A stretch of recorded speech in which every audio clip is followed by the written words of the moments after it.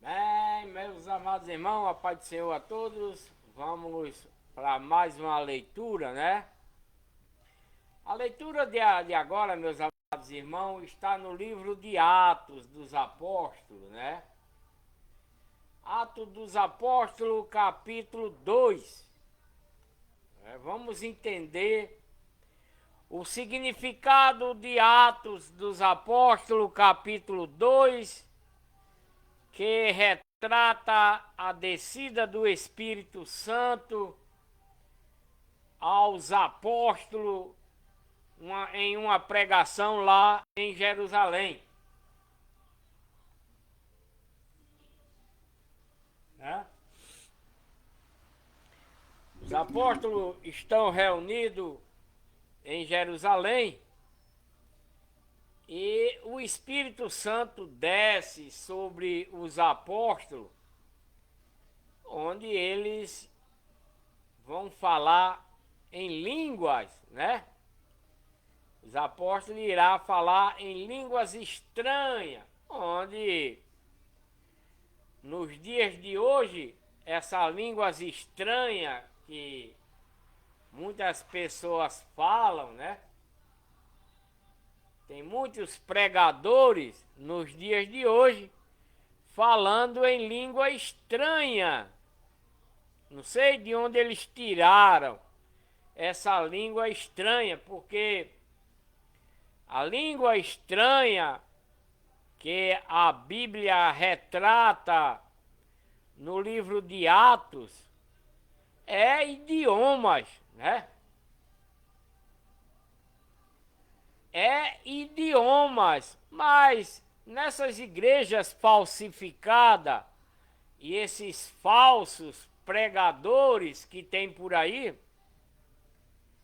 fala um monte de palavras sem nexo, que ninguém entende, e a própria palavra de Deus diz que se alguém falar em língua, fale no muito um ou dois, e que tenha uma pessoa que interprete a linguagem que ele está falando, porque é línguas estranhas, é línguas estrangeiras, é idiomas, e tem que ter uma pessoa que interprete essa língua para que a pessoa que esteja ouvindo essa língua estranha saiba o que a pessoa está falando, para assim se edificar na fé dentro da palavra de Deus para a salvação e vida eterna.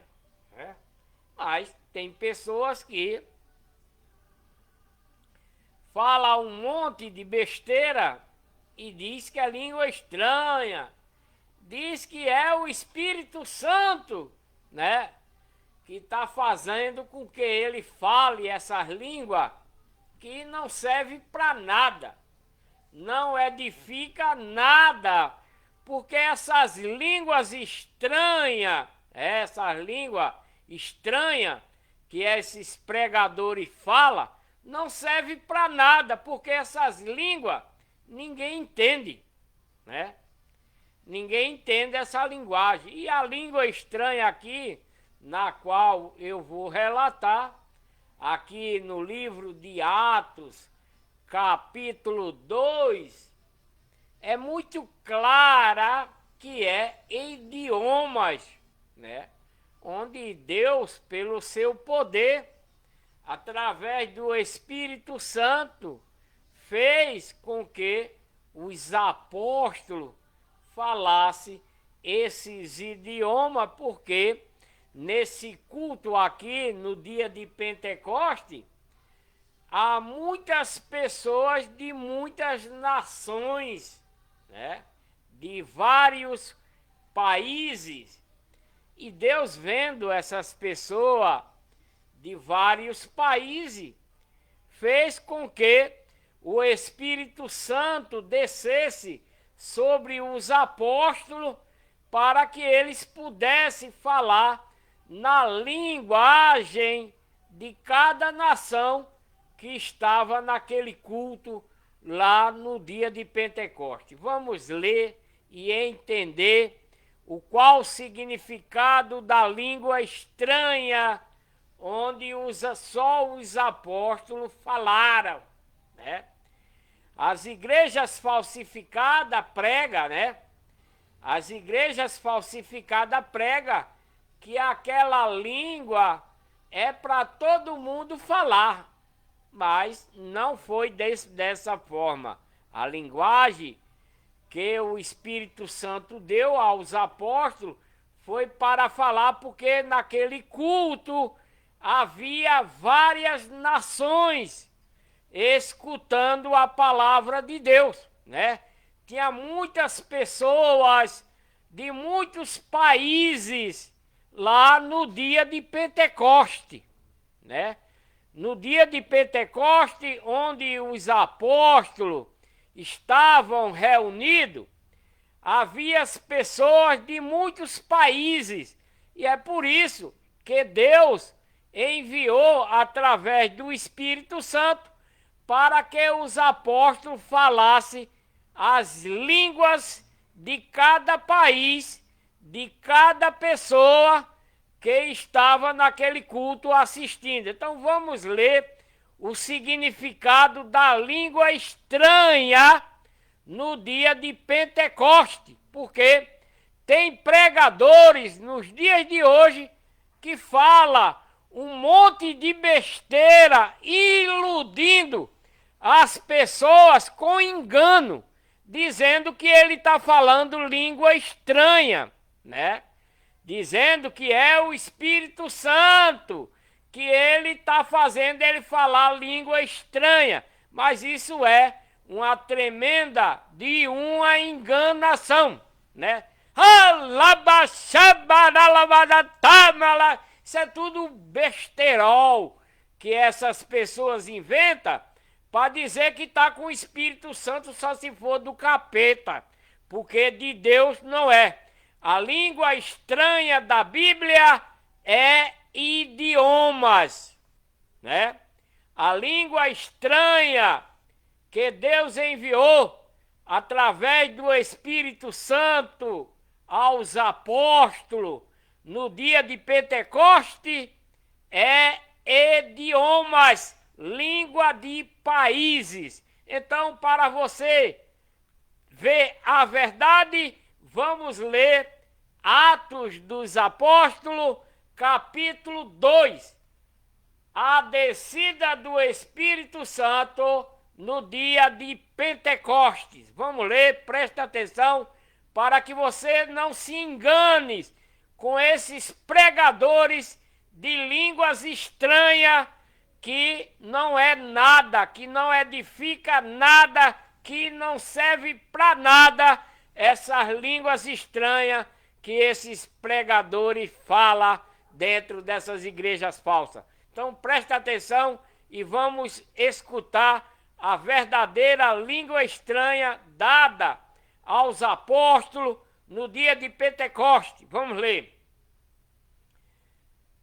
Atos capítulo 2, a descida do Espírito Santo. Ao cumprir-se o dia de Pentecoste, estava todos reunidos no mesmo lugar. Quem era que estava reunido no mesmo lugar? Os apóstolos, né? Os apóstolos. Ao cumprir-se o dia de Pentecoste, estavam todos reunidos no mesmo lugar. Quem estava reunido no mesmo lugar? Os apóstolos. De repente, veio do céu um ruído, como que de um vento impetuoso, encheu toda a casa onde estavam sentados. Quem? Os apóstolos. E lhe apareceram umas línguas como que de fogo, que distribuíam sobre cada um deles, pousou uma dessas línguas. Sobre cada um deles, quem pousou essa língua? Aos apóstolos. Aos apóstolos.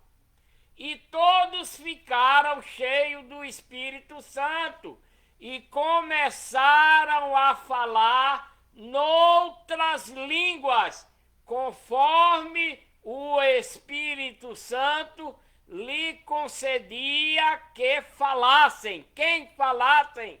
Os apóstolos. Habitavam então em Jerusalém, onde eles estavam nesse culto. Habitavam em Jerusalém judeus, homens piedosos de todas as nações. Veja, de todas as nações que há debaixo do céu.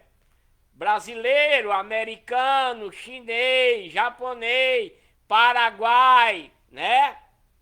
De todas as nações. Estava nesse dia de Pentecoste, escutando os 12 apóstolos pregarem, onde veio essas línguas como que de fogo, e sobre cada um deles pousou uma língua para pregar para esse povo em línguas estrangeiras, porque lá em Jerusalém tinha gente, judeu, homens piedosos de todas as nações.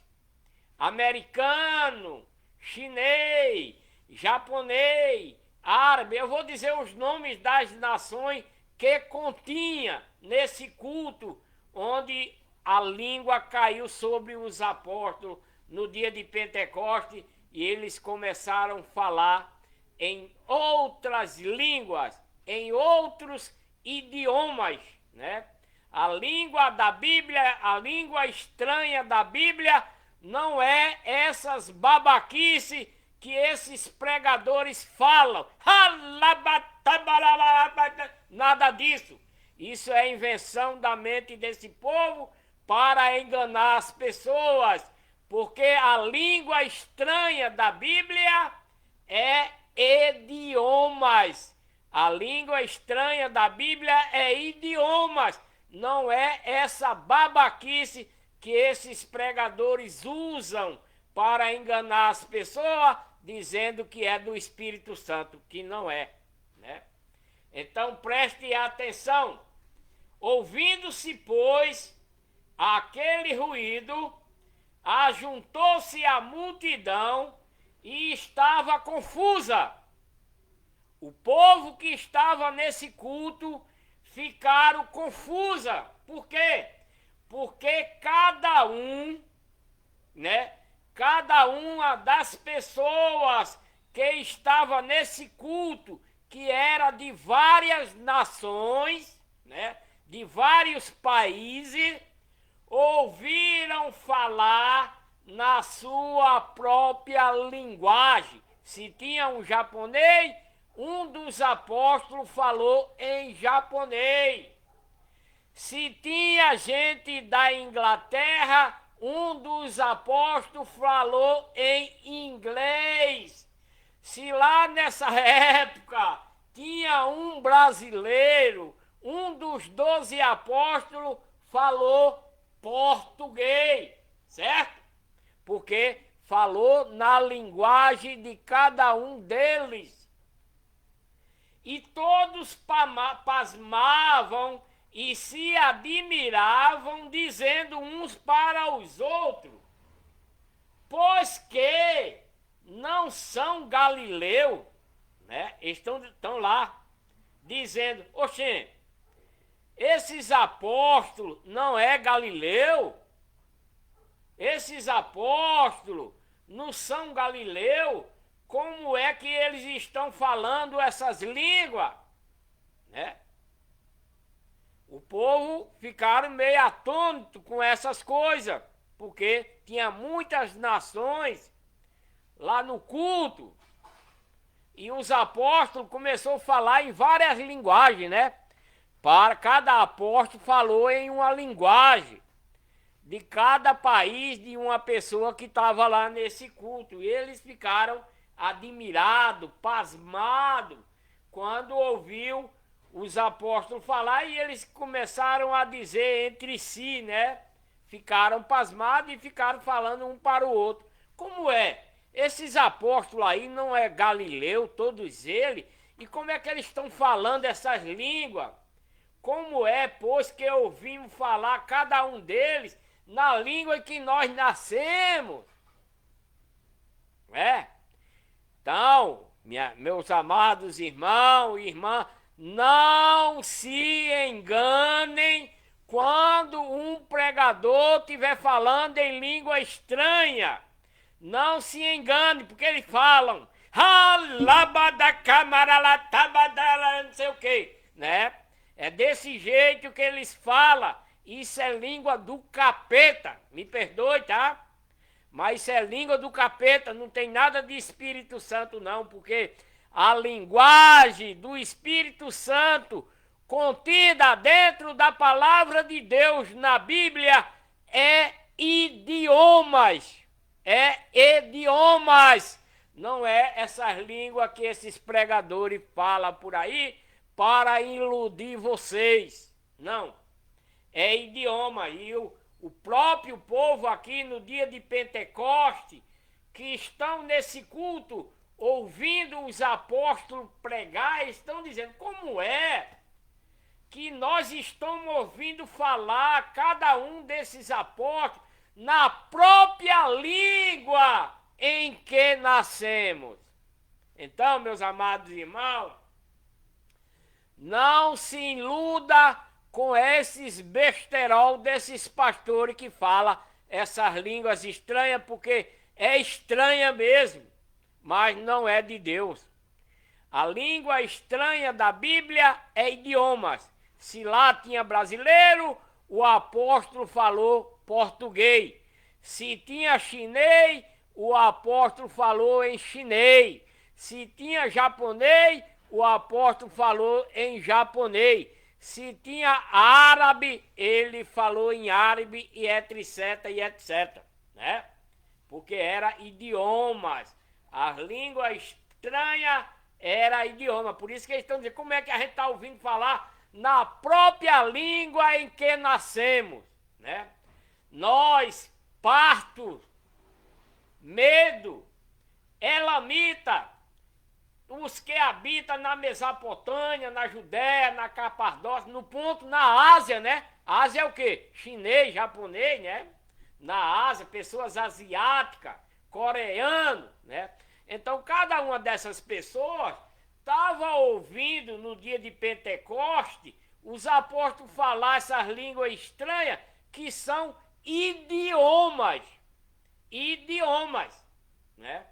Aí tinha a Frígia, a Panfilha, o Egito, parte da Líbia, próxima a Cirene, forasteiro romano, tanto judeu também como cretense e árabe. Ouvimos os apóstolos falar em nossas línguas das grandezas de Deus.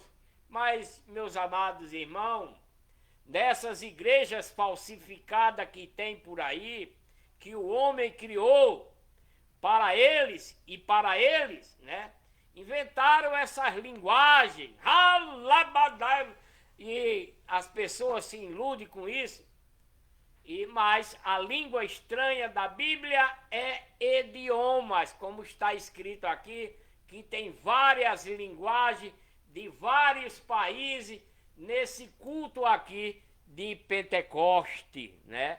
No dia de Pentecoste, em Atos dos Apóstolos, capítulo 2. E todos ficaram pasmados, estavam perplexos, dizendo uns para o outro: que quer dizer isto?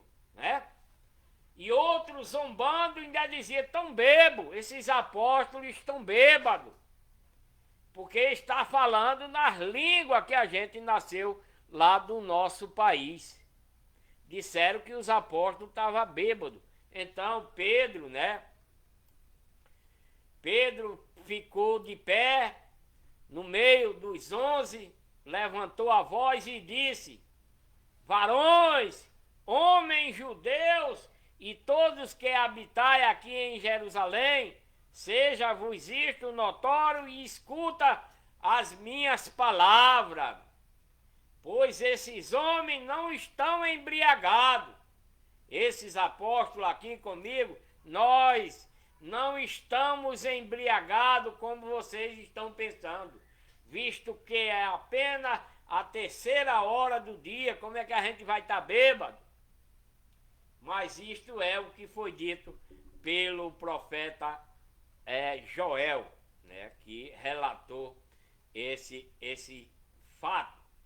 E acontecerá nos últimos dias, diz o Senhor, que derramarei do meu espírito sobre toda a carne, e os vossos filhos e as vossas filhas profetizarão, pregam a lei de Cristo, as doutrinas, né? Porque profetizar é pregar a palavra de Deus. Os pregadores daí, a profetização dele é diferente. É história, é adivinhação, é invenção da mente deles. Isso é a profetização desses falsos pregadores, né? Mas Cristo está dizendo que todos, filho, filha, vai profetizar. Os mancebos vão ter visões, os anciãos terão sonhos, né? Porque são pessoas que vai profetizar a verdadeira palavra de Deus que Deus enviou através de seu Filho Jesus Cristo, que é a nova lei, a lei de Cristo, as doutrinas, os novos mandamentos, que é a igreja de Deus, a única igreja verdadeira para a salvação de toda a humanidade. Por quê? Porque não há outra igreja verdadeira além da igreja de Deus, que o próprio Deus enviou através de seu Filho Jesus Cristo para a salvação de toda a humanidade, para aquele que obedecer até o fim. E sobre meus servos e sobre minhas servas derramarei o meu espírito naqueles dias e eles profetizarão, né? Muitas pessoas acham que profetizar é fazer adivinhação, relatar coisas que irá acontecer. Não. Profetizar é pregar a lei de Cristo, as doutrinas, os novos mandamentos. Isso é profetizar a palavra de Deus. E mostrarei prodígio em cima no céu e sinais embaixo na terra, sangue, fogo e vapor de fumaça. Isso acontecerá nos últimos dias, né? O sol se converterá em treva, a lua em sangue, antes que venha o grande e glorioso dia. Isso será durante a tribulação que irá acontecer essas coisas, né? Onde as pessoas vão profetizar quando Cristo já estiver vindo para o seu milênio, né? Cristo vai descer para o milênio, vai ressuscitar o seu povo que está morto carnalmente, vai reviver, e espiritualmente aquele que foi encontrado vivo também na carne será transformado e não morrerá mais, e vai pregar com Cristo durante esses 1000 anos, profetizar durante esses 1000 anos, né? Vai haver a grande tribulação para aqueles que não aceitam, né? Haverá a grande tribulação para aqueles que não querem ouvir essas palavras que essas pessoas estarão pregando nesse tempo. Então, o céu vai escurecer, a lua vai ficar vermelha, o mar também, né? O rio vai se transformar em sangue, estrela do céu cairá. Tudo isso para mostrar o poder de Deus para as pessoas que não querem aceitar a verdade daquilo que Deus está mostrando. nessa época da grande tribulação. Por isso, acontecerá que todo aquele que invocar o nome do Senhor será salvo, né? Qual é esse nome do Senhor que será invocado para ser salvo? A lei de Cristo, as doutrinas, os novos mandamentos, porque é um membro da igreja de Deus. Então essa pessoa invocará o nome do Senhor e ela será salva. Varões israelitas, né? Que esse povo que está nesse culto, muitos deles são israelitas aí em Jerusalém, rebelde, que não aceitaram o que Cristo trouxe. Até hoje ainda não aceitam. E muitas pessoas nos dias de hoje que se diz evangélico, que se diz cristão, que se diz que acredita em Deus, acredita em Cristo, não aceita aquilo que Deus enviou através de seu Filho para a salvação, né? Não aceita. Essa é a realidade de hoje. Varões israelitas, escutai estas palavras, Pedro está dizendo, isso aqui é o apóstolo Pedro falando a essa multidão no dia de Pentecoste, lá em Jerusalém, onde eles falaram essas línguas estranhas, esses idiomas, para essas pessoas de outros países que estavam reunidos lá nesse dia de Pentecoste. Varões israelitas, escutai estas palavras, a Jesus o Nazareno, varão aprovado por Deus entre vocês, com milagres que ele fez, né, para mostrar o poder de Deus. Não pense vocês que Cristo fez milagre para se apresentar, não. Os milagres que Cristo fez diante do seu povo, do povo de Deus, a herança de Deus, os israelitas, todo aquele milagre que Cristo praticou foi para mostrar a esse povo o poder de Deus, para que eles se convertessem à nova lei, tornassem membro da igreja de Deus para caminhar para a salvação e a vida eterna, mas não adiantou, eles não aceitaram e ainda o crucificaram, né? Tornando ele em maldição. Foi o que o povo de Deus, a herança de Deus, fizeram com Cristo, por não aceitar a nova lei, as doutrinas, os novos mandamentos, para se tornar membro da igreja de Deus, que Deus enviou por ele. Então, Pedro está dizendo aqui a esses israelitas que está nesse culto aqui em Pentecoste e a esses estrangeiros de vários países que estão nesse culto, dizendo que ele não está bêbado, né?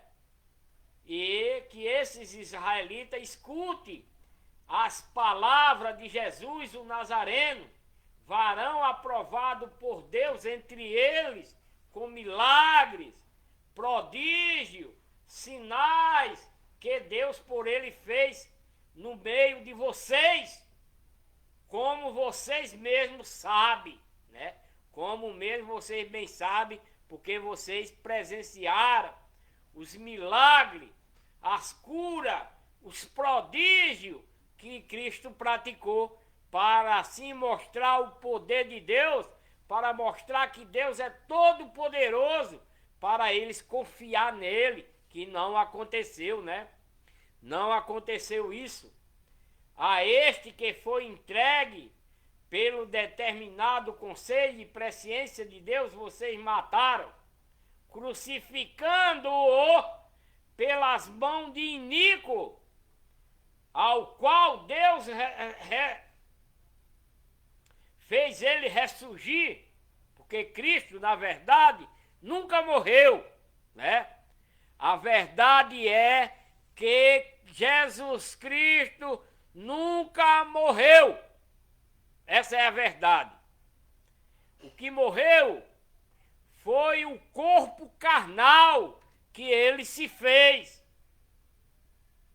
né? Não foi Cristo. Cristo jamais morreu porque ele é espírito. Cristo não é carne. Cristo não é sangue. Cristo não é humano. Cristo é espiritual. Filho de Deus espiritual. Mas o Pai concedeu que ele se tornasse um humano para assim poder mostrar que, sendo humano, ele nasce, cresce, vive, morre sem cometer pecado. Esse é o exemplo que Cristo deu em se tornar em uma pessoa humana, né? Pelo poder de Deus, ele nasce, cresce, vive, morre sem cometer nenhuma mácula, nenhum pecado. Esse é o exemplo de Jesus Cristo ter sido enviado pelo Pai para o seu povo, para a sua herança, os israelitas, porque Cristo não foi enviado para nós, não. Jesus Cristo não foi enviado para nós. Jesus Cristo foi enviado para as ovelhas perdidas de Israel, que era Jacó. Quem eram essas ovelhas perdidas? Os israelitas, filhos dos filhos de Jacó, que não obedeceram à lei de Moisés, transgrediram e foram para Satanás. Então Deus enviou seu filho para resgatá-los e não conseguiu. Jesus Cristo não conseguiu resgatar ele com a sua nova lei, com as suas doutrinas, com seus novos mandamentos, para se tornar membro da igreja de Deus. Não conseguiu porque eles não aceitaram a nova lei e mataram ele crucificando. Como está escrito: a este que foi entregue pelo determinado conselho e presciência de Deus, vocês mataram crucificando pelas mãos de Inico, né? Ao qual Deus fez ressurgir, rompendo os grilhões da morte, pois não era possível que fosse retido por ela, né? Porque dele fala Davi: sempre via diante de mim o Senhor, porque está à minha direita, para que eu não seja abalado. Por isso se alegrou o meu coração e a minha língua exultou. E além disso, diz Pedro, né? A minha carne há de repousar em esperança, pois não deixará a minha alma no Hades, nem permitirá que o teu santo veja a corrupção. Cristo não violou a lei que Deus deu a ele. Cristo não pecou em nenhuma hipótese, nem em fala, nem em pensamento, nem em seus atos, né? Ele jamais viu a corrupção. Fizeste-me, diz Pedro, né?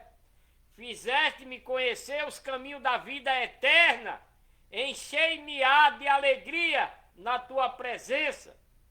Irmão, isso é o depoimento do apóstolo Pedro, depois desse povo aí, no dia de Pentecoste, porque os apóstolos estão falando as línguas estranhas, né? Estrangeira, esses idiomas estão dizendo que os apóstolos estão bêbados, né? Mas Pedro levantou a voz e está explicando aqui qual é esse propósito. E ele diz: irmão, seja-me permitido dizer-vos livremente acerca do patriarca Davi, que ele morreu e foi sepultado, e entre nós está até hoje a sua sepultura.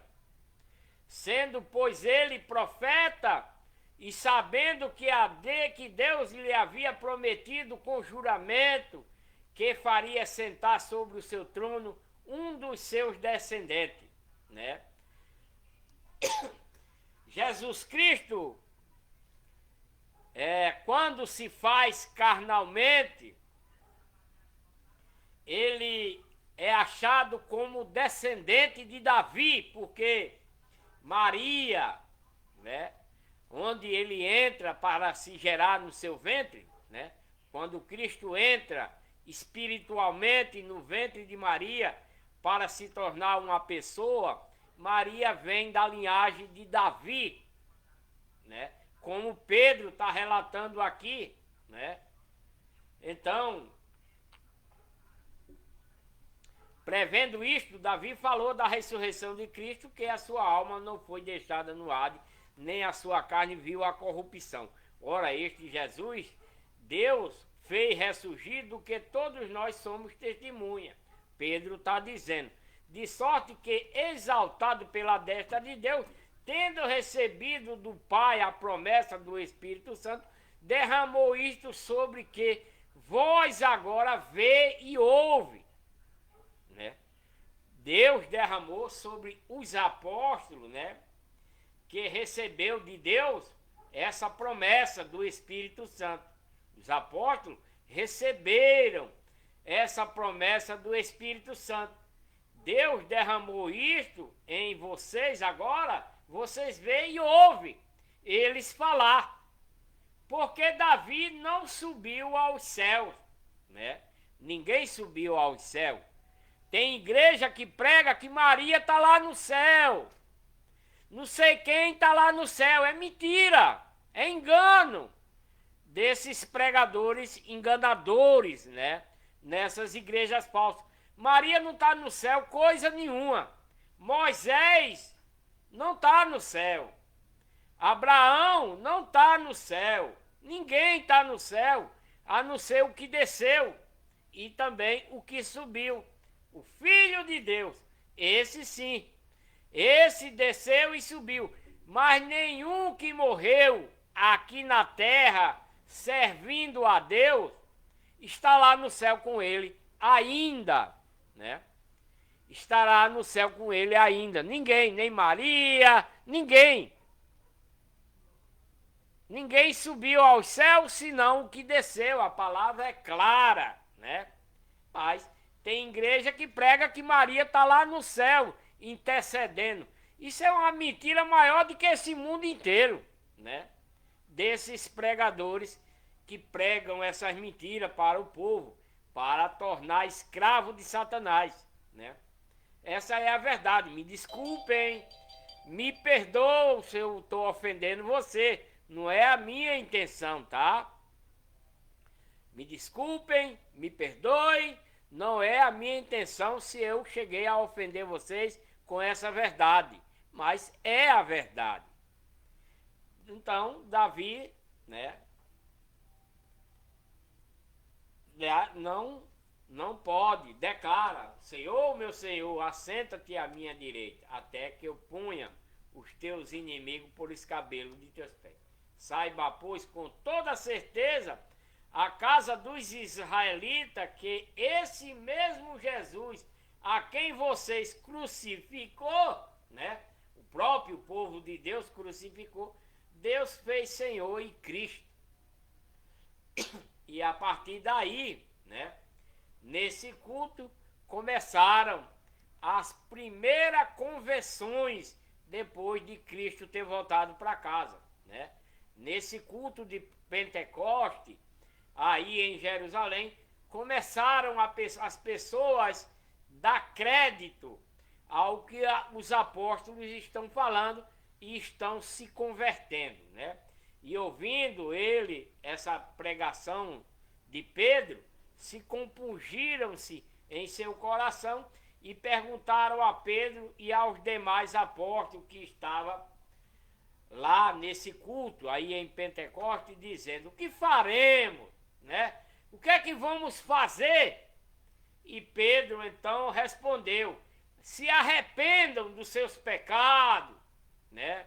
Pedro falou, a multidão que estava nesse culto aí em Pentecostes, porque eles estão perguntando a Pedro e aos apóstolos, o que é que a gente deve fazer?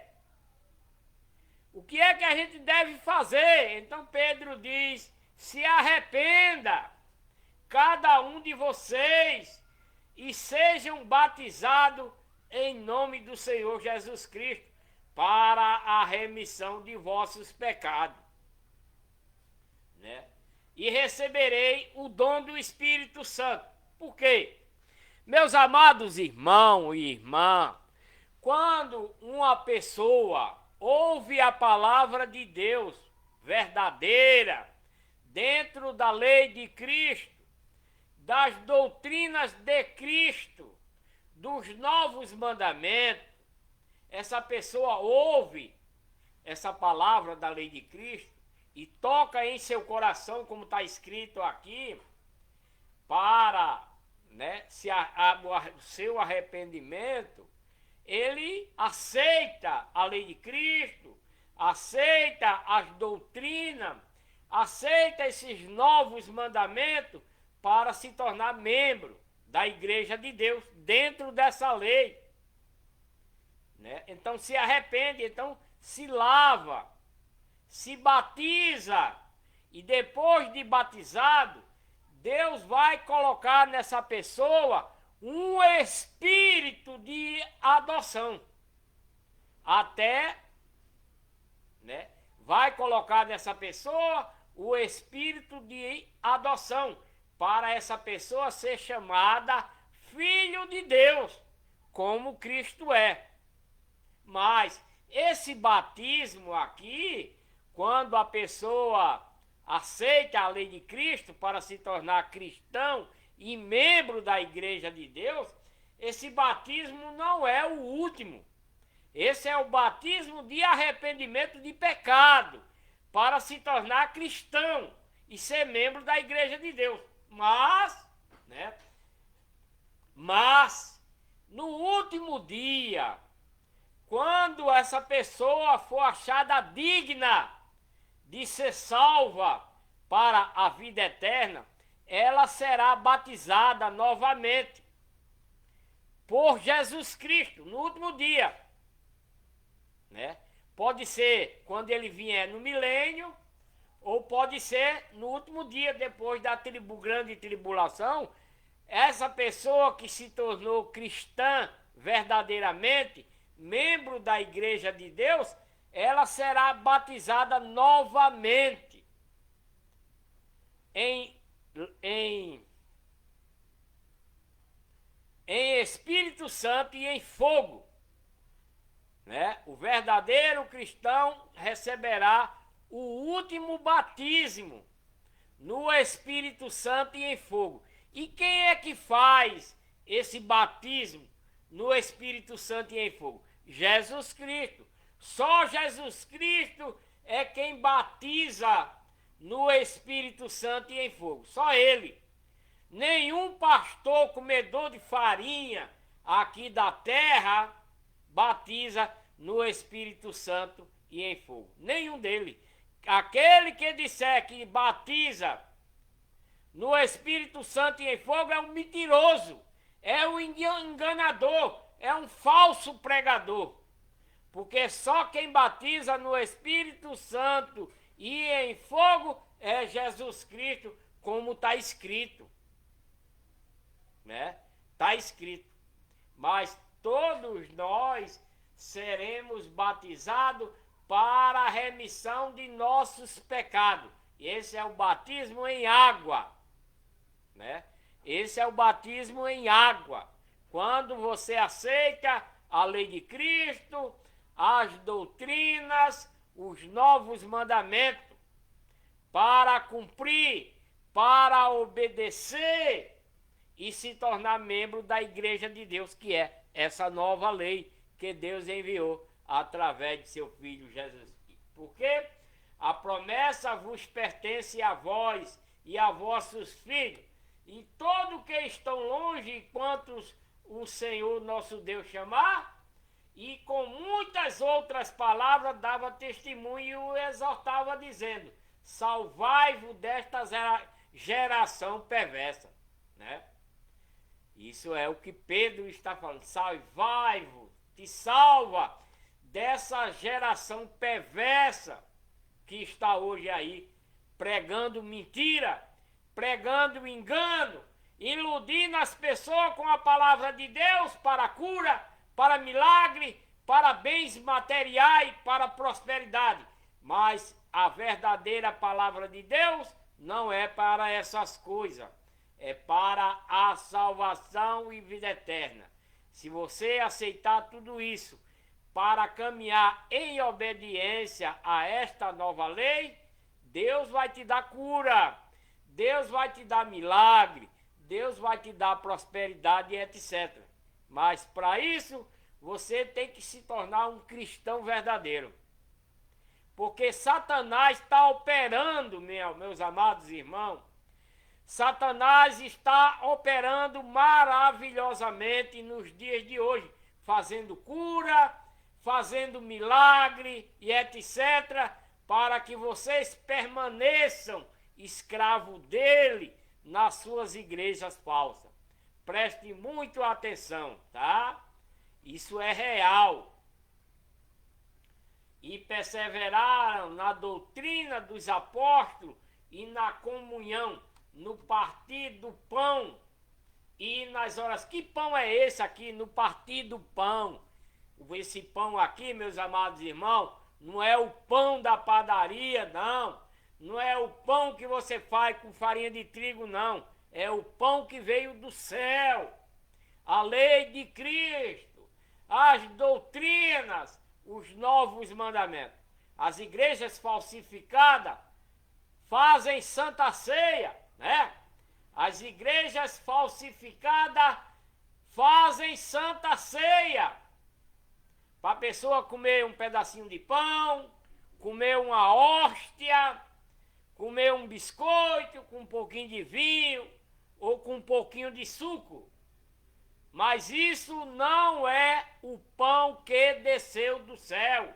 O pão que desceu do céu é a palavra de Deus, na lei de Cristo, nas doutrinas, nos novos mandamentos enviados por Deus através de seu Filho Jesus Cristo para a salvação e vida eterna de toda a humanidade. Em cada alma havia temor e muitos prodígios e sinais eram feitos pelos apóstolos, né? Depois que os apóstolos receberam esse Espírito de Deus, eles fizeram milagres, né? E todos os que acreditavam estavam unidos e tinham tudo em comum, em tudo em concorde, dentro da lei de Cristo, das doutrinas, dos novos mandamentos, porque essa pessoa se tornou um verdadeiro cristão. E vendiam as suas propriedades, né? Aqueles que se convertiam, vendiam as suas propriedades, os seus bens e os repartiam por todos, segundo a necessidade de cada um, né?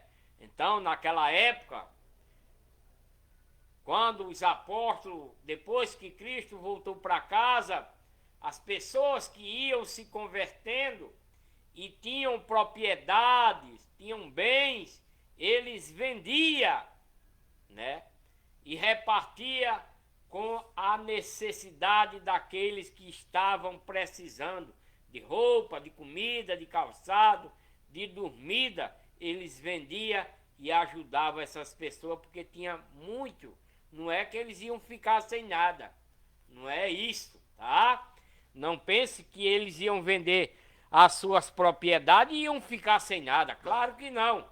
Eles vendiam parte de seus bens e doava, né, para os irmãos necessitados dentro da congregação da Igreja de Deus. E os apóstolos administravam tudo quanto recebia, né, para assim distribuir.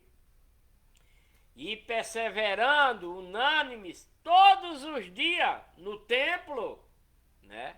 Tinha um templo para congregar, né? Os evangélicos diz que o templo somos nós, pessoa. Não é, nós não somos o templo, né? Nós, pessoas, não somos templo do Espírito Santo. O templo do Espírito Santo é a igreja de Deus, é a lei de Cristo, é os novos mandamentos. Mas, quando nós nos tornamos cristãos, através da igreja de Deus, que é a lei de Cristo, o nosso corpo passa a ser templo do Espírito Santo, sim, mas não a igreja. Porque a igreja é a lei de Cristo para que nós obedeça. Mas o nosso corpo passa a ser templo do Espírito Santo em que situação? Porque o nosso corpo carnal passa a ser templo do Espírito Santo. Porque esse corpo foi lavado. Esse corpo carnal foi purificado pela lei de Cristo, pelas doutrinas, pelos novos mandamentos. E no batismo nós fomos lavados. Esse corpo foi lavado de toda a imundícia, de toda a sujeira, e está habitando em nós o espírito de adoção que Deus nos deu para sermos chamados filhos de Deus, como Cristo é, depois do batismo. Por ter abandonado toda a imundícia. Não é que nós não somos pecadores. Somos pecadores. Por que somos pecadores? Porque pecamos, né? Mas nós, como cristão verdadeiro, membro da igreja de Deus, nós temos a sã consciência do pecado, do erro, daquilo que nós recebemos. Não é que nós peca sim. Está escrito, se Deus falou, porque Ele sabe que nós pecamos. Agora, tem o pecado para a morte, tem o pecado para o perdão e tem o pecado que não é contado por Deus. Vou explicar.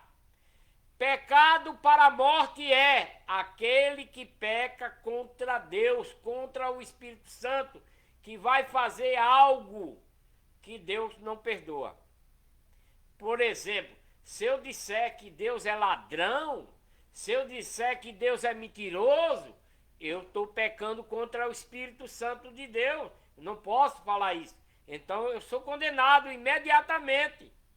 Porque Deus é puro e santo eternamente, né? Então eu não posso falar isso. Se eu falar, eu estou frito. Não terei mais salvação. Se eu enganar as pessoas com a palavra de Deus, dizendo que eu sou isso, que eu sou aquilo, que faça isso, que faça... eu perco a salvação, porque estou mentindo diante da palavra de Deus. Não posso, né? Mas tem o pecado que eu mesmo, como cristão, Deus pode me perdoar. Pela primeira, pela segunda vez, pela terceira eu serei condenado, né? São pecado maquinado, pecado pensado, pecado que eu sei que se eu fizer é pecado, porque eu sei da verdade, né? Então esses pecados é pecado premeditado, pensado, porque eu sei que é, mas Deus pode perdoar pela primeira vez e pela segunda vez. Mas eu sabendo que o pecado que eu estou praticando é pecado e continuar fazendo, eu serei condenado e não tenho mais absolvição, porque eu sei o que aquilo é pecado. Por exemplo, eu boto gaia na minha mulher. Eu sou um cristão, mas aí pinta uma boizinha, eu saio com ela, boto gaia. Não preciso nem sair, porque a lei de Cristo diz, né?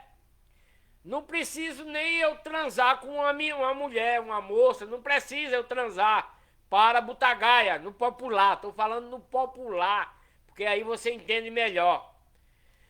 Se eu sou um cristão verdadeiro e eu dou um psiu para uma mulher com interesse nela, eu estou cometendo adultério. Não precisa eu transar com ela. Basta dar um psiu, basta eu olhar para ela, sorrir com aquela, né, de interesse. Isso é pecado, isso é adultério. E eu sei disso, então eu não vou fazer. Se caso isso acontecer, me ajoelharei e pedirei perdão a Deus e a minha esposa por esse ato. Deus vai me perdoar. Uma vez, mas na segunda vez acontecer outro tipo de pecado, né? Diferente. Eu orar a Deus, Deus vai me perdoar. Agora, pela terceira vez que eu praticar um pecado que é pecado, Deus não vai me perdoar mais, Ele não vai me dar mais chance. Serei excluído. Porque eu sabia do primeiro, sabia do segundo e sabia do terceiro. Então aí já virou anarquia lá, né? Deus não vai adotar essas coisas. Porque eu sabia. Deus me deu a sabedoria, Deus me deu o entendimento, me doutrinou para que eu não praticasse essas coisas. Se eu pratico, é porque eu sou sem vergonha. Então Deus não vai me perdoar mais. E tem o pecado, né, que Deus não conta.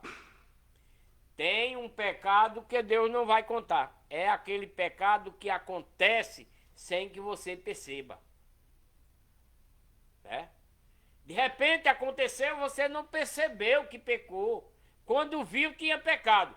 Esse pecado não é contado, porque aconteceu involuntariamente, sem que você soubesse, né, que estava pecando. Então esse é o pecado que não é contado, porque o amor de Deus cobrirá esse pecado, como está escrito.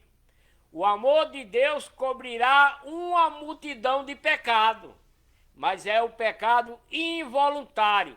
Se for um pecado que você sabe que é pecado, você tem que pedir perdão e olhe lá se Deus te perdoar, tá? Essa é a verdade, essa é a realidade. Que Deus abençoe cada um de vocês que estiveram aqui na minha live, ouvindo essa explanação, a leitura que eu fiz, e voltarei muito em breve com outra live e outro vídeo para vocês. Compartilhem! Compartilhem bastante no Facebook, onde vocês quiserem. Compartilhem para que as pessoas possam saber da verdade daquilo que Deus enviou para a salvação de toda a humanidade. Fiquem com Deus, um ótimo final de domingo e uma feliz semana que se iniciará. Que Deus abençoe a cada um de vocês.